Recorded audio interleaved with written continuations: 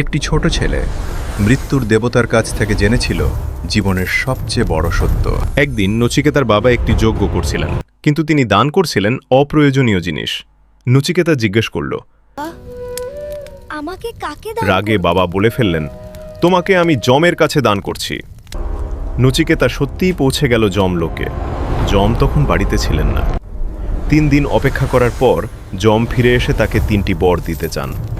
নচিকেতা প্রথম 2টি বর নিল, কিন্তু তৃতীয় বরে জিজ্ঞেস করল, মৃত্যুর পরে কি হয়? যম প্রথমে তাকে বিভ্রান্ত করতে চাইলেন, ধন, রাজ্য, সুখ সবকিছু দিতে চাইলেন। কিন্তু নচিকেতা বলল, এই সবই একদিন শেষ হয়ে যাবে, আমি জানতে চাই সত্য। অবশেষে যম বললেন, আত্মা কখনো জন্মায় না, কখনো মরে না। যে সত্য খুঁজতে সাহস করে সেই জীবনের আসল জ্ঞান পায়। এমন আরও উপনিষদের গভীর জ্ঞান জানতে ভিডিওটি লাইক করুন, শেয়ার করুন আর ফলো করুন।